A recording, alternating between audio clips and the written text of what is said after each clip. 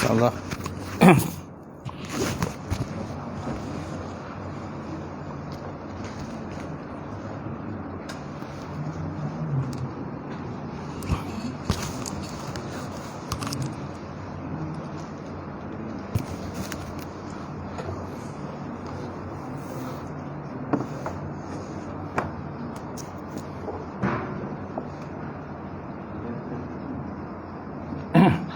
Baik, kita buka majlis kita dengan sama-sama membaca Al-Quran. Ila hadratin Nabi Muhammad Mustafa Rasulullah sallallahu alaihi wasallam wa ala al-kiram wa ashab izam sya'ullah al-Fatihah. A'udzu billahi minasyaitonir rajim. Bismillahirrahmanirrahim. Alhamdulillahirabbil alamin. Ar-Rahmanir Rahim. Maliki yaumiddin. Iyyaka na'budu wa iyyaka nasta'in. Ihdinas siratal mustaqim. Siratal ladzina an'amta 'alaihim ghairil maghdubi 'alaihim waladdallin. Amin. Assalamualaikum warahmatullahi taala wabarakatuh. Alhamdulillahilladzi nahmaduhu wa nasta'in wa nastahdi wa na'udzu billahi min syururi anfusina wa min sayyiati a'malina. Man yahdihillahu fala mudhillalah wa man yudlilhu fala hadiyalah. Asyhadu an la ilaha illallah wahdahu la syarikalah wa asyhadu anna Muhammadan abduhu wa rasuluh. Allahumma shalli wa sallim ala Sayyidina wa nabina wa habibina wa maulana Muhammad imamil muttaqin wa qadudul mujahidin wa ala alihi wa sahbihi wa man da'a bida'watihi wa sana bisunnati ila yaumil. Rabbi shrah li sadri wa yassir li amri wa hlul 'uqdatam min lisani yafqahu qawli. Amma ba'd. Qala Allah Subhanahu wa ta'ala fil Qur'anil Karim, ba'da auzubillahi minasyaitonir rajim. Bismillahirrahmanirrahim. Ya ayyuhallazina amanu taqullaha wa tanzur nafsun ma qaddamat lighad wattaqullaha innallaha khabirum bima ta'malun. Sadaqallahul azim. Maksudnya, wahai orang beriman, takutlah kamu kepada Allah Subhanahu wa taala dan perhatikanlah apa-apa yang kamu persiapkan untuk hari esok, ini hari akhirat. Dan takutlah kamu kepada Allah Subhanahu wa taala. Sebenarnya Allah Ta'ala itu maha meliputi terhadap apa-apa yang kamu kerjakan. Waqala Nabi sallallahu alaihi wa ala alihi wa sahbihi wa baraka wa sallam, la yu'minu ahadukum hatta akuna habba ilaihi min walidihi wa waladihi wa nasi ajmain. Maksudnya tidak sempurna iman salah seorang kamu sehingga aku, kata Nabi, lebih dikasihi, melebihi kasihnya kepada ayahnya, melebihi kasihnya kepada anaknya, dan melebihi kasihnya kepada manusia semuanya. Nawaitu ta'aluma wa ta'lim wa tazakkura wa tazkir wa naf'a wal intifa' wal ifadat wa istifadah wal hasa 'ala tamassuki bi kitabillah wa sunnati rasulih wa du'a ila al-huda wa dalalata ila al-khairi ibtigha'a wajhillah wa mardati wa rukubihi wa sawabihi subhanahu wa ta'ala. Yang dimuliakan Tuan Imam kita, lupa juga dimuliakan Tuan Bilal, kemudian pengerusi surau, jawatan kuasa surau, sidang jamaah muslimin muslimat, mukminin mukminat wa ta'ala. Alhamdulillah, kita panjatkan puji dan syukur Allah Ta'ala kerana kita dapat sekali lagi bersama pada malam ini untuk kita sambung kuliah kita bab munakahat bab munakahat, bab nikah kahwin di muka surat 73. Betul tak? 73 Muqaddimah Perkahwinan. Ada mic? Tak boleh lah. Tak boleh. Yang bakar itu tak ada. Oh, yang besar boleh kan? Yang besar. Yang besar tak apa. Janji ada suara. Kalau tidak kan boleh je. Tak apa. Boleh ya. Baik, insya-Allah kita lihat Muqaddimah Perkahwinan pada malam ini. Hari itu kita dah bincang berkenaan poligami. Poligami dah selesai dah. Jadi minta maaf lah pada yang terlewat berkenaan poligami. 2 kali hari itu pembahasan poligami dah selesai. Jadi malam ini kita lihat Muqaddimah Perkahwinan. Kata musannaf, apa kata musannaf? Qala musannif wa ta'ala wa nafa'ana bi ulumihi fi dari amin. Telah berkatalah oleh musannaf ataupun pengarang kitab, mudah-mudahan bermanfaat ilmunya insya-Allah dalam 2 negara, dunia dan akhirat. Pendahuluan. Sesungguhnya kebahagiaan rumah tangga, anak-anak yang cerdik dan kelangsungan kehidupan suami isteri bergantung kepada pemilihan pasangan masing-masing. Pemilihan pasangan masing-masing. Sesungguhnya perkahwinan rumah tangga, kebahagiaan rumah tangga, anak-anak dapat anak yang cerdik atau tak cerdik ke, dan kelangsungan kehidupan suami isteri, semuanya banyak bergantung kepada pemilihan pasangan masing-masing. Jadi pemilihan ini dilakukan secara sedar dan tidak dipengaruhi oleh perasaan yang melulu atau kepentingan yang bersifat sementara. Kan? Dia tak boleh, orang kata nak kahwin ni tak boleh on the spot tiba-tiba kan. Tiba-tiba nikah. Kenalah orang kata paling tidak pun merisik dahululah. Kita orang Melayu ni istilahnya merisik. Usah-usah merisik-risik dululah. Lepas tu bertunang lah, macam tu kan. Tapi ada orang ni dia tak adalah merisik-risik. Tawakal tu Allah lah. Tawakal tu Allah, bergantung pada masing-masing lah. Ada yang merisik-risik pun tak bahagia juga. Tapi kebanyakan kalau bab-bab merisik ni kan biasanya bahagialah. Dan banyak biasanya pemilihan daripada mak ayah. Mak ayah yang pilih. Kalau pilih sendiri kan tak bahagia. Banyak yang saya perhatikan begitulah. Mana pemilihan mak ayah ni biasanya tepat. Tapi ada juga orang kadang-kadang tak setuju dengan pemilihan mak ayah dia. Dia kata pemilihan dia lagi tepat daripada pemilihan mak ayah. Bergantung pada masing-masing lah. Cuma yang nak berkahwin ni ialah kita nak kahwin bukannya untuk sehari dua, bertahun kan berkahwin, sampai beranak cucu tak, beranak cucu, beranak pinak dan sebagainya. Jadi pemilihan ini naklah berdasarkan asas yang kekal dan sentiasa kukuh sepanjang zaman. Kekal dan ada tak tempat pegang mic ni? Tak ada. Yang rendah tak ada. Stand rendah tak ada. Patah. Okay. Jadi pemilihan ini naklah berdasarkan asas yang kekal dan sentiasa kukuh sepanjang zaman. Oleh sebab akad perkahwinan punya kesan yang mendalam. Pula dah.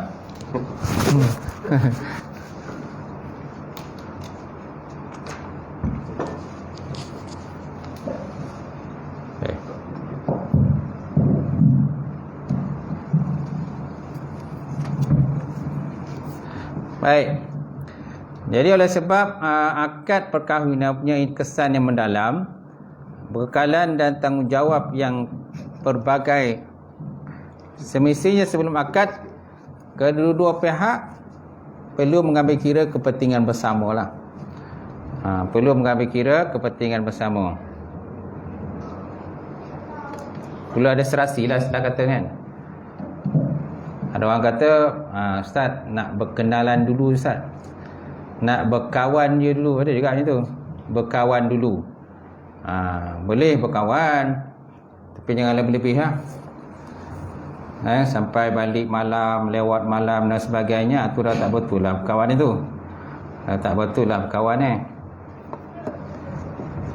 Kalau budak-budak sekolah dulu tuan-tuan, cinta monyet tak? Pernah dengar kan cinta monyet? Sekolah dulu. Berkapal dah silah Tapi kalau sekolah-sekolah agama jaranglah jumpa begitu. Yang sekolah-sekolah biasa lah, budak-budak sekolah biasa ni kadang sekolah genah pun dah tak dah. Sekolah genah pun dah mula dah. Apalagi kalau sekolah menengah dah mula dah kan. Berdua-duaan itu bahaya tu. Berdua-duaan lelaki dan perempuan itu tengok pada warden lah. Kalau warden dia pandai kawal, tak akan berlaku macam tu. Tapi bila tak pandai kawal, itu yang susah ni. Mesti ada peraturan ketat antara sekolah, pihak sekolah. Apalagi kalau asrama yang ada lelaki perempuan tak? Lelaki perempuan. Kadang tak ada asrama pun. Yang jenis bolang alim pun ada berlaku begitu. Kan pergi sekolah, balik sekolah tu ke lain pergi ya. Macam tu. Kalau berdua-duaan lelaki perempuan kan, naik bas sama-sama, apa tu mas surat-surat cinta lah, macam-macam lah. Tu yang hanya banyak yang berlaku begitu. Cinta monyet istilahnya. Cinta monyet. Tapi ada yang berakhir dengan perkahwinan. Ada memang saya tu dia berakhir dengan perkahwinan. Bercinta sejak sekolah lah. Dan sekolah bercinta. Sampai sekarang kahwin. Lelaki tu polis. Polis besar dah pangkat dia. Dah satu sekolah. Rumah dia kerja rumah si rumah je. Satu sekolah dulu tuan-tuan. Mana berakhir perkahwinan dan ada dah anak. Sekarang ni. Ada tidak berakhir dengan perkahwinan. Habis je sekolah, habis masing-masing wahal masing-masing. Kan? Dan berjodoh, temu jodoh dengan masing-masing. Macam tu. Dah beranak pinak, cucu picit, baru jumpa balik. Engkau kan? Kenal balik kan? Maka berputiklah cinta lama. Tu yang parah tu. Bila berputik cinta lama tu yang susah tu. Yang seorang ni jadi duda, seorang ni dah janda. Baik. Itu cerita monyet dululah. Tapi sebenarnya dalam konteks Islam ni, adakah cinta monyet berlaku? Tidak ada dalam cinta monyet berlaku. Apalagi kalau kita orang Melayu ni kan, dalam bab perkahwinan biasanya ada merisik. Ada merisik, dapat tebus tunang dan sebagainya. Ada yang jenis yang tak nak merisik pun, jumpa-jumpa terus tunang kan. Terus nikah. Panggil tu imam, tu qadi turun. Terus nikah tuan-tuan. Tu kalau borang dia lengkap, okey je tuan mam. Kalau borang lengkap, okey je. Time tu jumpa, time tu nikah terus. Ada imam, ada bilal, ada saksi, ada wali, borang pun lengkap, tak ada masalah. Terus nikah. Masalah kalau borang tak lengkap. Ada yang jenis nak nikah on the spot, tapi borang tak lengkap. Maknanya kena ikut juga peraturan negara, peraturan pejabat agama. Orang mesti lengkap. Orang tak lengkap kali nikah. Wali kena ada. Salah satu pernikahan wali bermasalah, wali dia tak boleh nak nikah dia. Tak boleh tiba-tiba nak nikahkan. Kalau tidak kan bergaduh kan. Tiba nikahkan dah wali datang mengamuk pula. Siapa usul nikahan ni? Aku wali dia masih hidup lagi. Tiba-tiba kau nikahkan budak ni, kenapa? Dah tak pasal-pasal lah, sama menyaman kan. Memanglah pernikahan satu benda yang baik kan. Memanglah nak mendirikan masjid, nak mendirikan Baitul Muslim ni benda baik, bukan tak baik. Tapi kita terikat dengan peraturan negara, peraturan pejabat agama, majlis agama. kemudian syarat-syarat perkahwinan itu lengkap, wali dia ada, perempuan pula bersetuju untuk berkahwin, lelaki pun bersetuju untuk berkahwin, saksi pun ada kan. Macam tu. Bolehlah jalankan. Baik. Jadi hal ini penting agar kedua bakal suami isteri menuju alam perkahwinan dengan langkah yang betul. Jangan nanti bila dah kahwin bermasalah. Gitu. Banyak yang kes perceraian kan. Apalagi kalau zaman Covid kan. Lagi banyak kes cerai pula Covid. Yang tidak ada pasangan, tidak ada bekerja. Kerja tak ada. Jadi bila tak ada kerja berlakulah perceraian. Baik, dengan cara ini mereka merasa yakin dengan sifat dan kelayakan pasangannya yang mampu mencapai tujuan perkahwinan dan merasa tenang menghadapi masa depan hubungannya semata-mata. Sebab berkahwin ni bukan hanya sekadar seronok je. Kalau kita hanya fikir sekadar seronok je, samalah macam kahwin apa tu? Kahwin Syiah tu. Kahwin Syiah tu kahwin mut'ah kan? Kahwin kontrak. Kalau saya kahwin dengan kau selama 1 minggu, saya kahwin dengan kau selama sebulan, dah dapat dia punya keseronokan tu, habislah. Kalau ada anak ke, macam mana anak tu? Nak nisbahkan dengan siapa? Kahwin kontrak. Jadi dalam konteks kita di sunnah majmah ni, di Malaysia ni memang tak dibenarkan kahwin kontrak. Kerana apa? Kerana menginaya lah. Walaupun mungkin perempuan tersetuju, kahwin kontrak, tapi di segi konteks maknanya kebajikan dia nanti macam mana? Tidak terpelihara kebajikan. Kalau ada anak macam mana? Gitu. Baik. Baik, langkah-langkah mencapai matlamat perkahwinan. Tengok belakang tu. Langkah-langkah mencapai matlamat perkahwinan. Ada 3 langkah untuk mencapai matlamat perkahwinan, iaitu mencari sifat-sifat yang dikenaki pada setiap pasangan. Mencari sifat-sifat yang dikenaki pada setiap diri pasangan. Melihat perempuan yang hendak dipinang dan peminangan. Mencari sifat-sifat yang dikenaki pada setiap pasangan. Mana sifat zahiriah lah. Sifat batiniah tak boleh lagi dah. Kecuali lah kalau mungkin kita berkawan dengan perempuan tu, mungkin kawan lama lah. Lelaki ni berkawan dengan perempuan tu, lama dia berkawan. Lama berkawan pun tak baik juga sebenarnya. Ada orang kadang-kadang dia nak berkawan lama, Ustaz. Dah socok-socok baru nak nikah. Bila kawan lama pun tak jadi juga. Tak jadi nikah juga. Seorang nak ke sana, seorang nak ke sini. Kononnya nak berkawan lama. Kalau nak kawan lama tu, maknanya akhirnya disudahi dengan perkahwinan, bolehlah, alhamdulillah. Ini akhirnya tak berkahwin pun. Tak ada faedah juga kawan lama. Kemudian melihat perempuan yang hendak dipinang, melihat pada muka lah, muka perempuan tersebut ataupun tangan dia kan. Tak boleh melihat kepada benda-benda yang lain lah.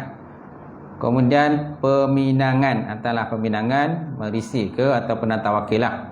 Hantar wakil. Kalau gentleman pergi sendiri lah. Tuan, saya nak nikah anak tuan ni, boleh setuju tak setuju? Betul tak? Itu gentleman lah, berani lah tu kan. Macam tu. Yalah, dah lantik wakil pun tak pergi. Wakil dah lantik dah. Wakil pun tak pergi. Tak berani pula jumpa bapak dan perempuan tu. Lalas, siapa yang nak nikah, dia lah pergi sendiri. Kalau berani tak? Kau nak nikah, kau nak berani. Kau tak berani, jangan nikah. Baik.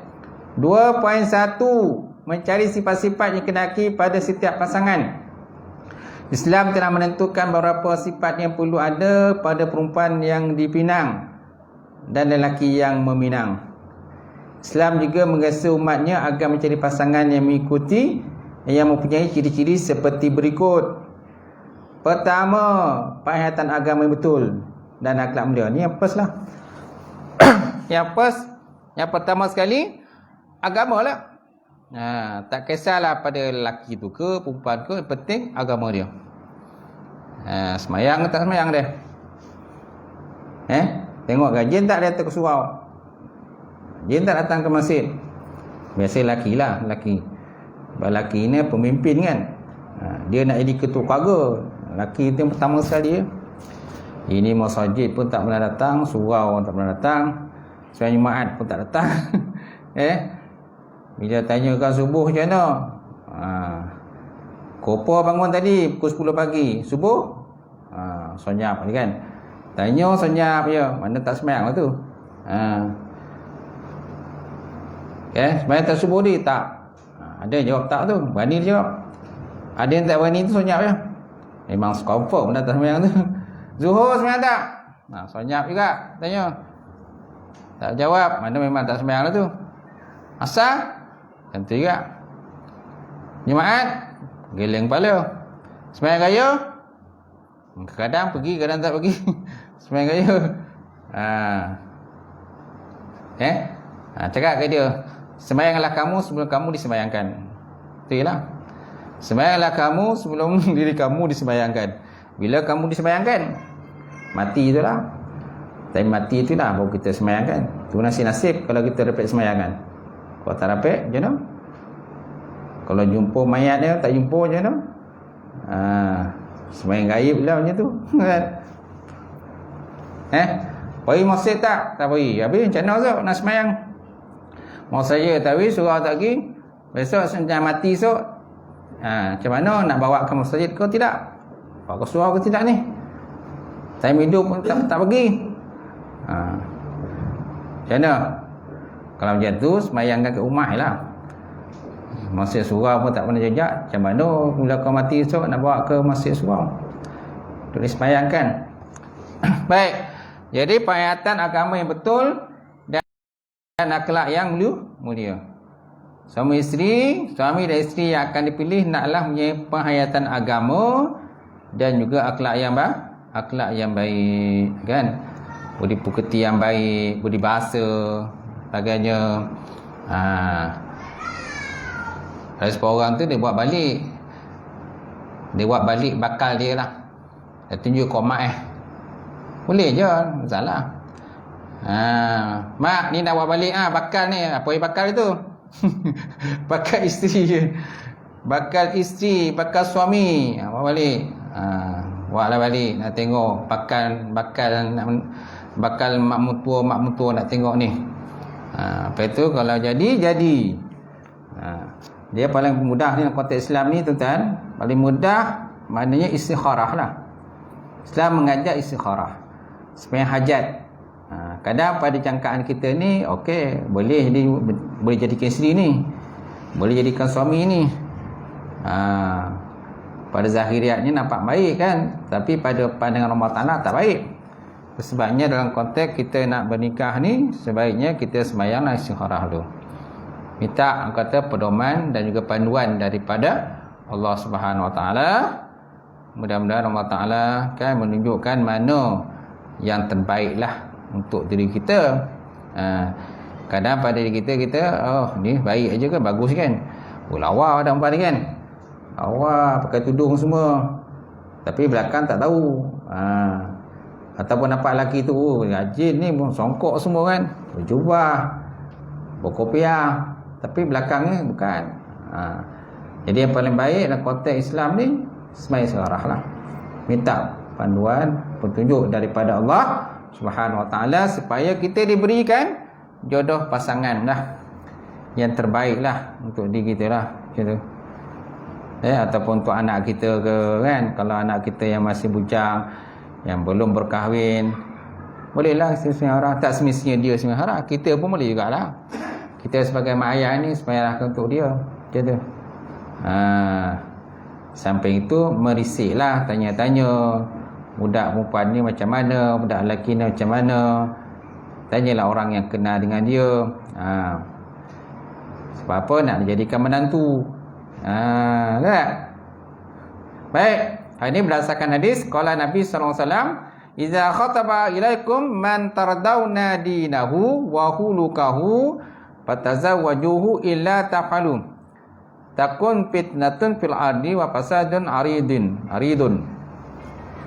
Kan? Yang maksudnya telah bersabda Nabi SAW, "Iza khataba ilaikum," apabila meminang atas kamu. Iza khataba, apabila meminang atas kamu. Man tarda, orang-orang yang kau redha dari segi agama dia. Wa khuluquhu, dan akhlak dia. Kan? Fatazawwajuhu, maka kahwin kau oleh kamu akan dia. Illa, kecuali tafalu takun fitnatun fil ard, kecuali kamu telah melakukan satu fitnah dalam muka bumi.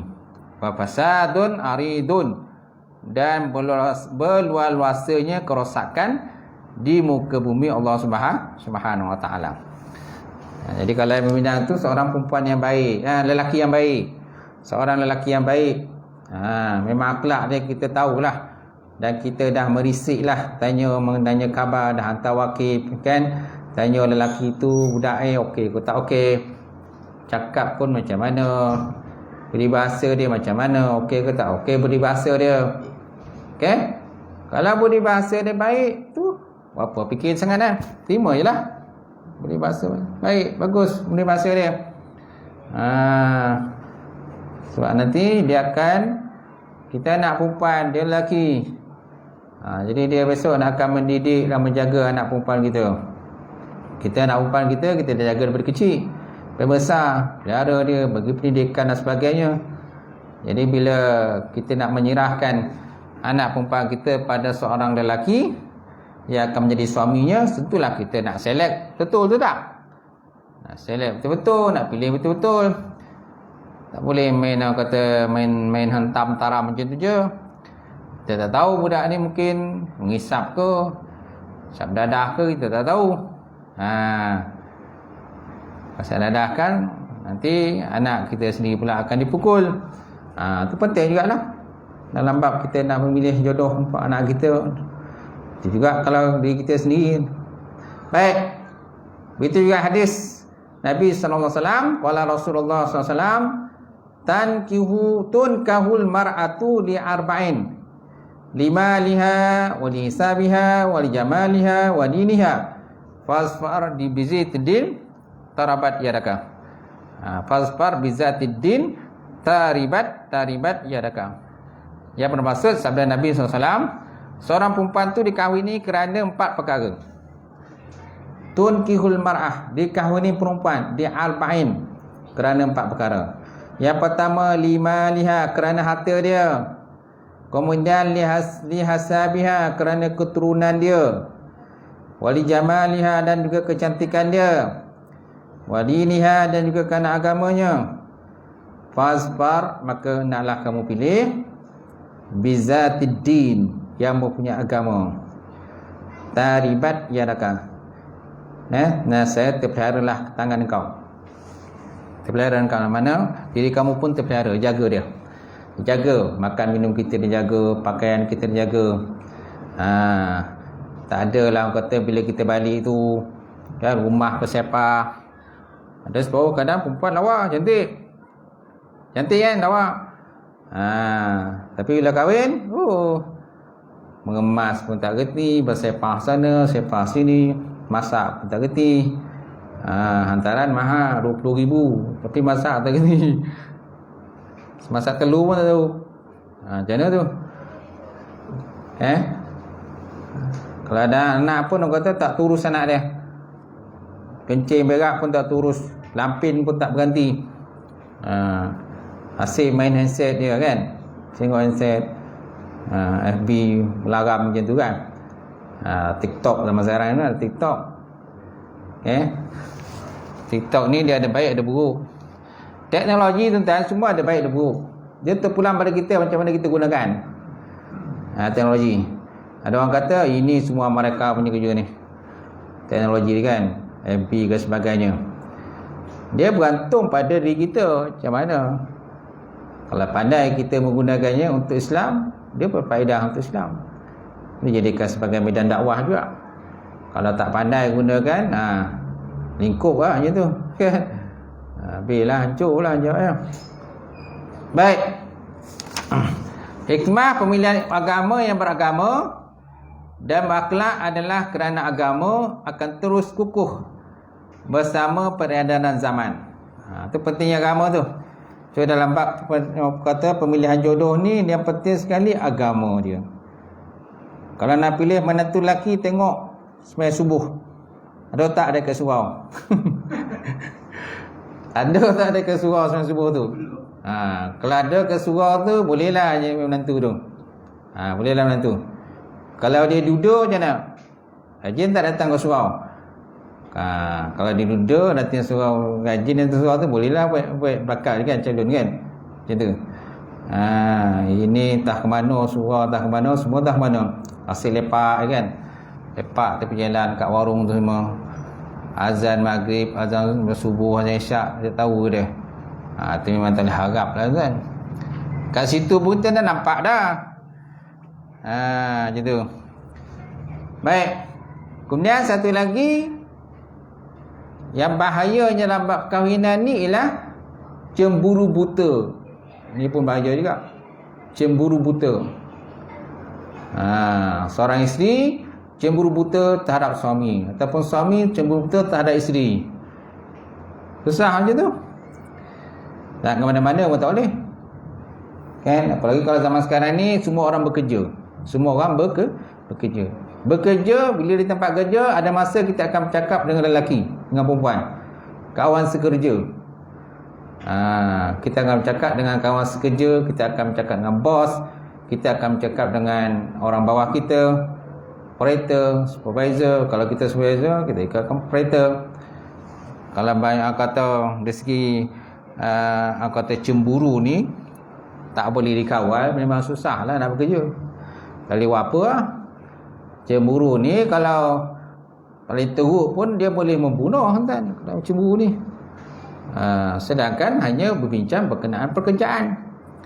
Sebab kalau suami cemburu, maka kawan sendiri, kawan sekerja kena pukul. Dipelasah kawan sekerja tu. Sedangkan hanya bincang pekerjaan saja, tak ada bincang benda lain pun. Sebab apa? Cemburu buta. Macam tu. Itu puan kalau cemburu buta. Pantang tengok suami cakap dengan perempuan, sedangkan urusan kerja dia. Sebab kalau cemburu buta, habis. Perempuan satu kerja, habis. Dibelasah adik isteri kita. Kan? Dipukul kan. Itu yang bahaya cemburu buta tu. Sebab nak pergi pasangan tu kena fikir panjang, pergi jauh. Baik. Akhlak pula akan terus mantap bersama hari-hari yang berlalu di samping pengalaman hidup. Apabila setiap pasangan menjadikan agama dan akhlak sebagai asas pemilihan, ia lebih menjamin kelangsungan cinta dan kasih sayang yang berkekalan. Tak? Dia yang pertama akhlak. Wa kana khuluqul Quran, dan halal akhlak Nabi itu ialah Al-Quran. Sayyidina Aisyah pernah ditanya bagaimana akhlak Rasulullah SAW, itulah Al-Quran. Kalau tuan-tuan dapat berkahwin, dapat jodoh dengan isteri yang baik, dengan suami yang baik, kan banyak akan bersyukur kepada Allah Ta'ala. Isteri pula pandai mengaji, suami pun pandai mengaji. Itu kira rezeki dia tu. Rezeki. Ada orang dapat jodoh, isteri tak reti mengaji, puas mengajar, tak dapat-dapat. Cantik-cantik, lawa-lawa. Ataupun dapat suami handsome, kan, macam apa tu, pelakon Amerika punya kan. Tapi mengaji tak reti. Tak reti main muka, harap muka handsome je, mengaji tak mesti. Dia baca Fatihah pun tak lepas. Tak lepas Fatihah. Dia tak guna jugalah. Okay. Jadi mana patut agama pun penting juga. Hal ini tidak pula bermaksud bahawa manusia tak perlu mengambil kira faktor keturunan dan kecantikan. Bukanlah makna orang kata bila kita pilih agama ni, kecantikan tak perlu. Kecantikan perlu juga. Lainlah kalau kata aku tak kisah dia dapat janda, dapat isteri yang hitam legam pun tak apa, dia kata. Dapat isteri yang cacat pun tak apa. Hari tu ada kan seorang lelaki terkahwin dengan perempuan cacat, kudung, kaki tak ada, dukung dia kan. abang yang dukung. Dah berkenan nak macam mana? Walaupun kaki tak ada. Yang penting cantik pada dia. Mungkin ada agama dia. Tengoklah. Yang penting akhlak yang pertama kan. Hal ni tidak perlu bermaksud bahawa manusia tak perlu mengambil kira keturunan kecantikan. Sebaliknya, ia bermaksud bahawa sekiranya ciri-ciri tertentu sahaja yang ada pada seorang perempuan, maka pemilihan berdasarkan agama adalah paling baik. Paling baik. Mana daripada empat tadi, kan? Kita nak pilih satu je. Ambil ada agama lah. Yang ada satu tu je, mana agama. Yang lain tu semua hancur. Kan itu. Cantik pun tak cantik, keturunan pun tak ada. Okay? Harta pun tak ada, miskin. Tapi agama okey. Ada. Pilihlah sebab dia ada agama. Dia ada 4 kan, nak kena pilihan. Kalau ada 4 dia elok. Mana cantik, agama pertama, kedua cantik, ketiga harta, keempat keturunan. 4 ada. Komplit lah itu. Package kan. Satu package lengkap.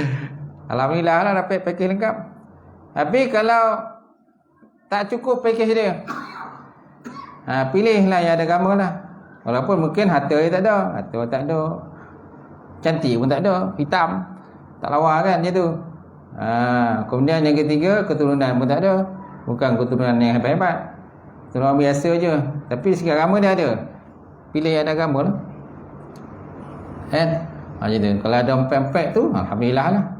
Kena banyak buat sujud syukur lah itu. Sujud syukur tuan-tuan. Ni satu sujud pun tak ada rupanya.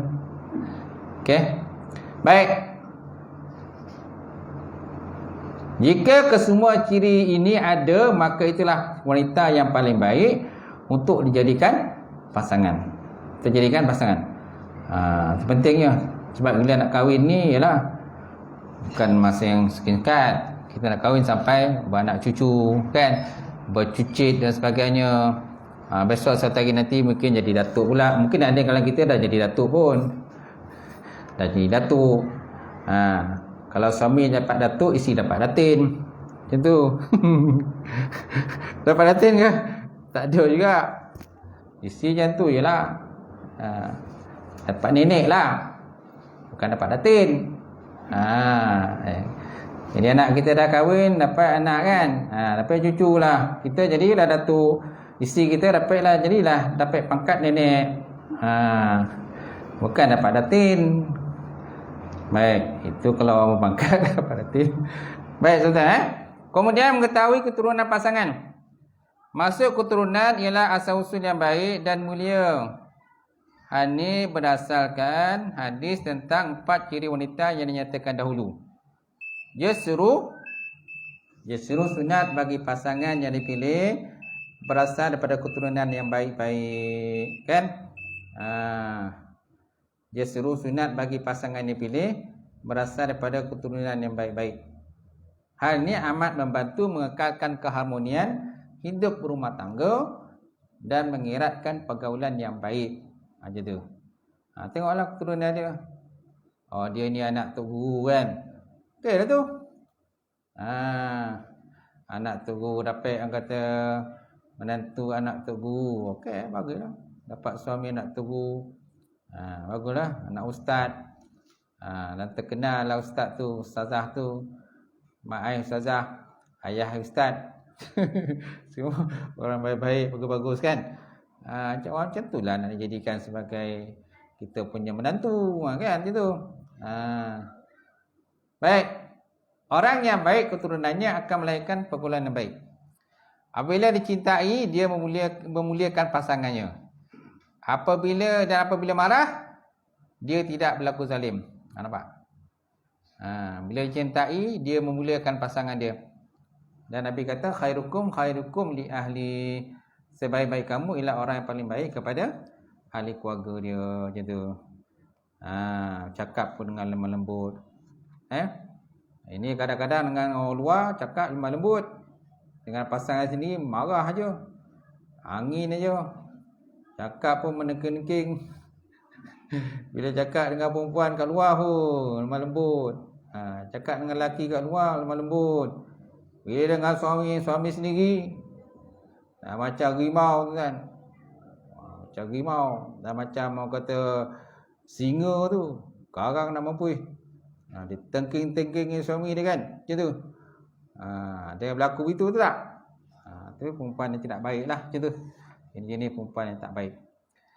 Itu sebabnya dalam konteks kita nak berkahwin ni kan, mestilah kita minta istihara, minta pandangan daripada Allah Subhanahu Wa Taala sendiri, sama ada perempuan ataupun pasangan itu kan sesuai ataupun tidak untuk diri kita, insya-Allah. Baik, kemudian memilih pasangan yang bukan kaum kerabat. Imam Syafi'i rahimahullah taala menyatakan bahawa seorang lelaki tidak wajar mengahwini saudara mara yang terdekat. Hari itu kita dah bincangkan perempuan-perempuan yang haram dikahwini kan. Mana mam? Okey. Alright. Okey.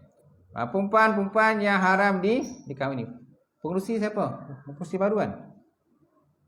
Tuan. Pengerusi baru. Nak kata ada pemilihan kan? Pengerusi baru. Okey. Jadi jawatan apa? Nak kata jawatan kuasa baru kan? Tahniahlah ucapkan jawatan kuasa baru dan anggap itu semua amanah lah. Amanah daripada Allah Subhanahu Wa Taala. Jadi laksanakanlah amanah itu dengan sebaik mungkinlah, insya-Allah. Kullukum ra'in wa kullukum mas'ulun fa imam ra'in wa huwa mas'ulun. Setiap kamu adalah penjaga dan pemegang amanah, dan kamu besok akan ditanya tentang apa yang kamu jaga, apa yang diamanahkan terhadap diri kamu, ya, insya-Allah. Baik. Cuma dalam konteks kita ialah beritan kuasa ni, dia kalau boleh lah, dia jangan one man show lah istilah kita ni. One man show maksudnya shock sendiri. Shock sendiri. Tu bahaya juga shock sendiri tu. Kita ada jawatan kuasa, tapi kita tak libatkan jawatan kuasa itu. Kita hanya buat keputusan kita seorang aja. Itu yang bahaya juga keputusan kita. Sedangkan kita ada jawatan kuasa. Minta pandangan jawatan kuasa, satu benda kita nak buat, benda yang besar-besar kan. Benda-benda yang penting-penting ni kena melibatkan jawatan kuasa. Melibatkan duit sendiri kan. Melibatkan jawatan kuasa. Kecuali lah kalau seandainya kita boleh jadi one man show. Apabila kita dah agihkan benda tu, dah serahkan pada orang yang sepatutnya kena buat, dia tak nak buat. Kita dah bagi tugas tu dah, tapi tak jalan. Baru boleh one man show. Baru boleh one man show. Bukan makna tak boleh one man show ni, boleh. Setelah kita bermusyawarah, kita dah bagikan tugas, kita dah agihkan tugas semua, kita pun dah bising, tak jalan juga. Akhirnya kita kena one man show. Kotak kan langsung tak berjalan. Langsung tak berjalan benda, tak bergerak lah benda tu. Tapi kalau tiba-tiba tu one man show tu, itu namanya show sendiri. Itu pun bahaya juga, show sendiri. Tak ada yang macam tu kan. Sebab saya pun pernah jadi tuan kuasa juga. Pernah juga kan macam-macam. Pernah jadi imam surau dulu, imam masjid pun pernah. Baik. Jadi kita sambung sedikit lagi. Imam Syafi'i wa ta'ala menyatakan bahawa seorang lelaki tidak wajar mengahwini saudara mara yang terdekat. Seorang lelaki tak wajar mengahwini saudara mara terdekat. Az-Zanjani memberikan alasan bahawa tujuan perkahwinan adalah untuk menyambung hubungan persaudaraan bagi mewujudkan sikap saling tolong bantu-membantu dan juga bekerjasama. Nampak tak? Itu tujuan lah. Tujuan perkahwinan adalah menyambung hubungan silaturahim lah. Kerana kita ni innamal mu'minun ikhwatun. Kita ni asalnya saudara. Kita semua asalnya bersaudara. Cuma ada saudara dekat, ada saudara jauh. Yang kita digalakkan kahwin ni biarlah berkahwin dengan saudara jauh. Gitu. Walaupun ada saudara dekat. Mungkin ada sepupu kan boleh kahwin dengan kita kan. Sepupu boleh kahwin 2 pupu pun boleh. Macam tu. Kalau nak kahwin sepupu 2 pupu ni, biarlah orang kata pilihan yang terakhir lah. Terakhir. Dah cari dah ponek dah gayau. Tak juga jumpa jodoh tu kan. Lah kahwin dah dengan 2 pupu ataupun sepupu. Boleh lah. Memang dah puas cari tak jumpa dah kan. Tak jumpa jodoh dah. Dah merata-rata pun pun tak juga jumpa jodoh dah. Tak ada anak dia. Akhirnya kahwinan dengan sepupu. Mana-mana kerabat. Kau kerabat juga kan. Boleh lah. Mana dah tak ada pilihan lain lah macam tu. Tapi kalau ada pilihan lain, carilah kaum kerabat yang jauh. Macam tu. Baik. Az-Zanjani memberikan alasan bahawa tujuan perkahwinan adalah untuk menyambung hubungan persaudaraan. Bagi wujudkan sikap saling tolong bantu dan juga bekerja sama. Sikap ini berlaku di kalangan saudara mara terdekat walaupun tanpa hubungan perkahwinan. Hal ini berdasarkan kepada hadis Rasulullah SAW, la tankihul qarabah al-qaribah. La tankihul qarabah al-qaribah fa innal walad yuhlaqu dawiyan. Janganlah kamu mengawini saudara mara yang terdekat kerana akan melahirkan anak yang lemah. Nampak? Anak yang lemah, pemikiran dia lemah lah. Macam tu. So apakah pandangan berkenaan hadis ini? Tengok di belakang. Ini kerana keinginan syahwat terhadap saudara mara terdekat adalah kurang. Ini alasannya lah. Kerana keinginan syahwat terhadap saudara mara terdekat adalah kurang. Walau bagaimanapun Ibnu Salah menyatakan bahawa hadis ini tidak mempunyai sumber yang muktamad. Dia kata, rupa-rupanya hadis ini tak ada sumber. Tak ada sumber pun. La tankihul qarabah al-qaribah ni. Dia kata. Mungkin hadis ni tak kuat lah. Bukan hadis sahih. Mungkin kita boleh golongkan dalam kumpulan hadis yang dhaif. Iaitu. Kerana dia tidak punya sumber yang muktamad. Sebagaimana yang dinyatakan oleh Ibnu Asir dalam kitabnya Nihayah al-Fil Gharib al-Hadis wal-Asar. Nihayah fil Gharib kan al-Hadis wal-Hasar. Jadi kemungkinan ini tidak kuat. Tapi walaupun tak kuat juga boleh dijadikan sebagai panduan sedikit sebanyak lah. Macam tu. Maknanya kaum kerabat ni bukan tak boleh kita nikah dengan kerabat terdekat, dengan sepupu, 2 pupu bukan tak boleh. Boleh kan. Macam tu boleh kita kahwin. Tapi kalau kita ada pilihan yang kaum kerabat yang ba'id, yang jauh, itu lebih baiklah. Lebih baik.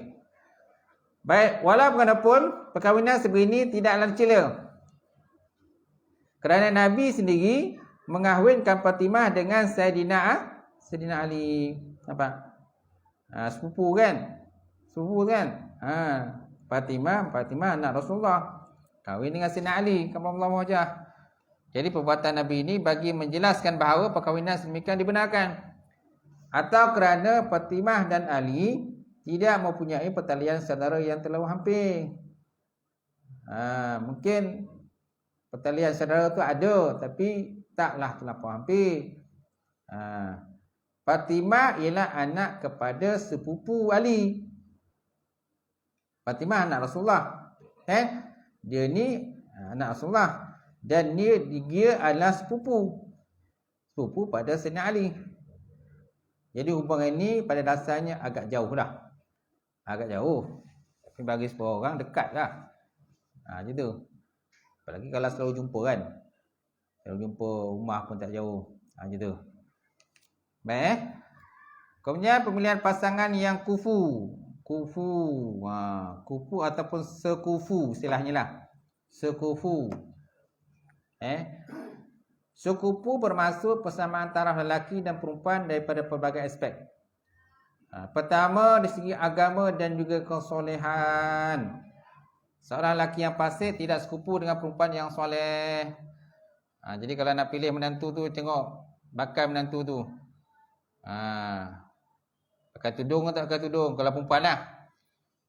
Pergaulan dia macam mana dengan kawan dia?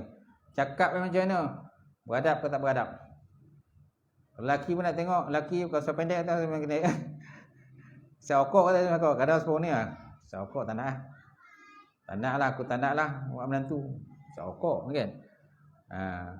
Lagi kadang mengisap. Banyak dia perkahwinan kadang-kadang terbatalkan. Sebab dia tengok bakal menantu dia. Kadang dah tunang dah, dia tengok tak jadi. Putus pertunangan. Lelaki tu mengisap. Ada yang mengisap. So batal lah tunangan tadi. Kan? Banyak sebab lah antara faktor-faktor berlakunya benda yang kadang tak jadi. Tunang kadang tak jadi juga. Kalau kahwin bukan nama berlaku cerai. Baik. Seorang lelaki yang fasik tak sekupulah dengan perempuan yang soleh. Ini berdasarkan firman Allah Ta'ala. Afaman kana mu'minan kaman kana fasiqa la yastawun. Afaman kana mu'minan, adakah sama orang yang beriman kaman kana fasikan, sama seperti orang yang fasik. La yastawun, saya tidak akan sama. Tak akan sama dia fasik. Tapi kalau dua-dua soleh, cuma mungkin yang seorang tu tak lawa, tak handsome. Lelaki tak handsome lah. Kan pernah berlaku kan pada zaman Nabi. Ada seorang lelaki bernama Julaibib. Pernah ingat kan? Saya pernah cerita sebenarnya. Julaibib ni dia seorang kira macam sahabat Nabi lah. Julaibib ni dia pendek. Lepas tu hitam. Muka tak lawa. Tak handsome kan? Semualah mana ciri-ciri kesempurnaan tu tak adalah pada dia. Tak handsome, tak lawa, tak kacak, semualah. Pendek, kan? Lepas tu hitam legam dan sebagainya. Dan dia ni tak dipastikan keturunan dia. Dia ni tak pastikan keturunan dia. Tapi dia ni rapat juga dengan Nabi lah.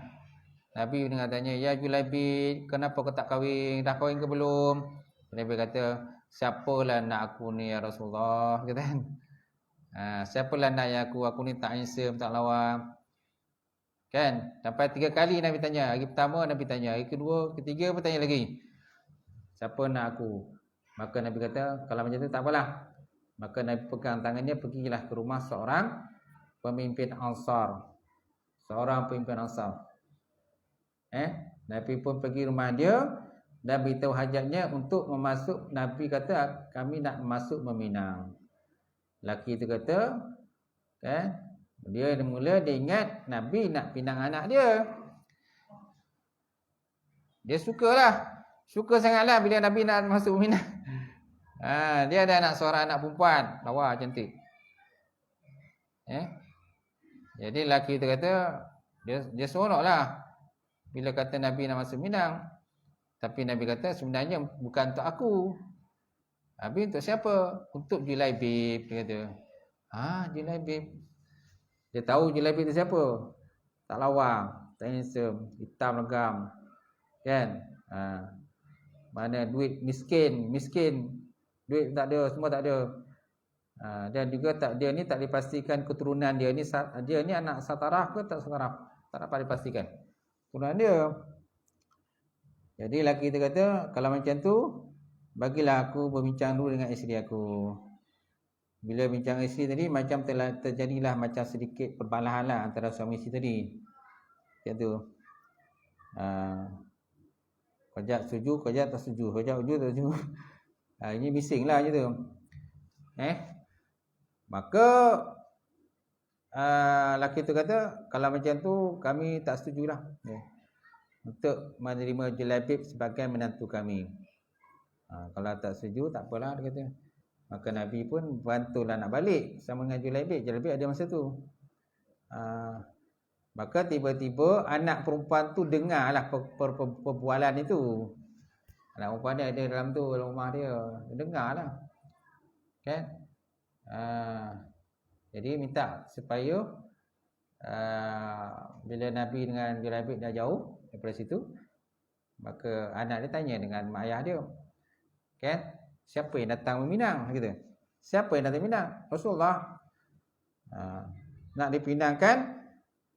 Ada seorang lelaki itu nak dipinangkan dengan kamu. Siapa nama lelaki itu? Julaibib. Maka perempuan tu kata, bukankah itu Rasulullah yang pinangkan untuk saya? Terima je lah. Dia kata, terima je lah. Tak sepatutnya kita menolak peminangan daripada Rasulullah sallallahu alaihi wasallam. Perempuan tu dia cantik lawa, dia tak kisah pun. Tak kisah ada suami dia tak handsome ke. Kan semua orang ni nak suami yang handsome, yang kereta Porsche, rumah besar, gaji besar, semualah kan. Betul tak? Yang perempuan ni dia tak kisah je anak dia. Kan? Saya setuju je mak, dia kata, ayah tak ada masalah. Kawinkan saya dengan Julaibib, dia kata. Maka selepas tu ayah tu pasal dah ikut cakap anak dia tadi. Ada ayah dia tak ikut cakap mak anak dia. Dia bantah keras cakap anak dia.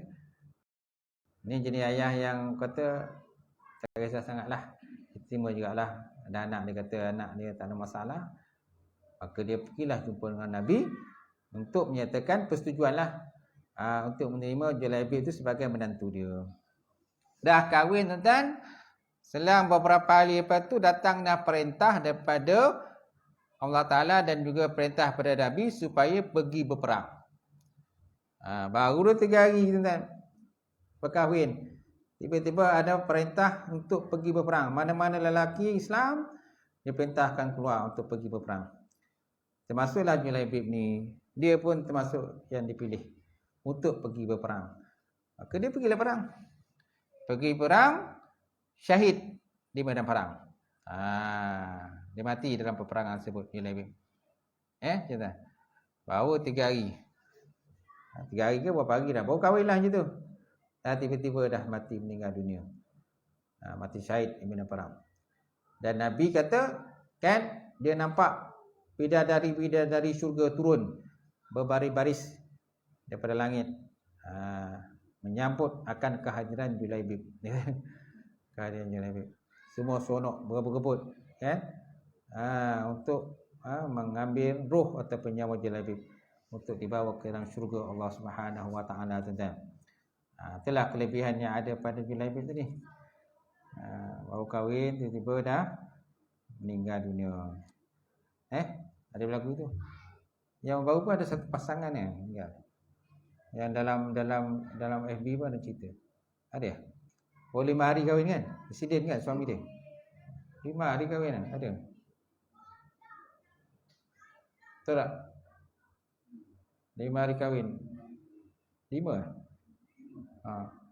Itu pada seorang mu'alaf. Saya uruskan mu'alaf itu baru 6 hari. Mu'alaf dia baru berkahwin 6 hari. Dia kena serangan jantung. Laki tu meninggal.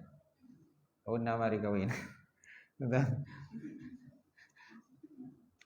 Mati terkejut lah. Mati terkejut 6 hari. Berkahwin ni.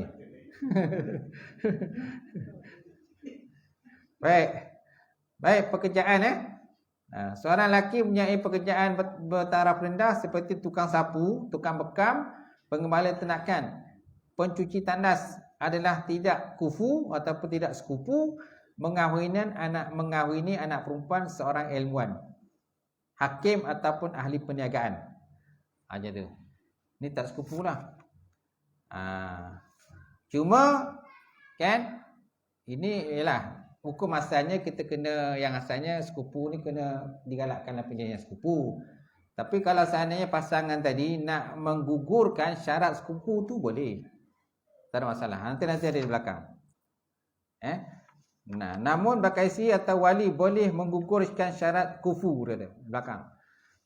Mana kalau tak nak ambil kira sekupu ni, buanglah sekupu ni. Kata membezakan darjat lah. Membezakan darjat. Dia nak pilih yang dia taraf dia je. Kalau yang lain tak nak pilih. Tak. Jadi syarat sekupu ni adalah sebenarnya pilihan. Bergantung pada pasangan ataupun ahli keluarga tu sendiri. Kalau ahli keluarga tu nak meletakkan syarat sekupu, tak ada masalah. Dia boleh letak sekupu.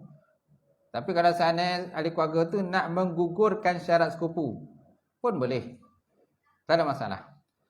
Macam Nabi tadi meminang Julaibib kan.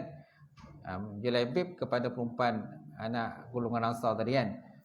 Boleh, tak ada masalah. Mana Nabi menggugurkan syarat sekupu di situ.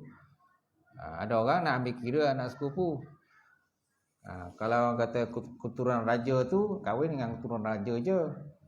Tengku dengan tengku je kan. Tak boleh kurang kahwin dengan orang biasa. Macam tu. Tapi yang apa tu British punya kan. Siapa tu? Putera apa tu? Putera Wales. Putera yang apa tu? United Kingdom, UK tu lah. Putera apa? William kan? Siapa yang dua-dua anak dia yang Lady Diana tu, dua-dua anak lelaki tu semua kahwin dengan orang biasa. Nampak? Dia kahwin biasa. Walaupun dua-dua tu daripada keturunan raja, tapi mereka memilih untuk biasa. Tak ada masalah pun. Boleh je. Mana dia mereka menafikan syarat sepupu tu lah. Islam pun boleh juga. Kita nak menafikan syarat sepupu, tak ada masalah. Beratur dengan pasangan masing-masing aja kan. Nanti kita sambung belakang lah. Okay, habis wallahu a'lam bishawab. Itu saja tu perbincangan kita. Saya buka soalan kalau ada. Tak ada saya tutup terus. Ada soalan?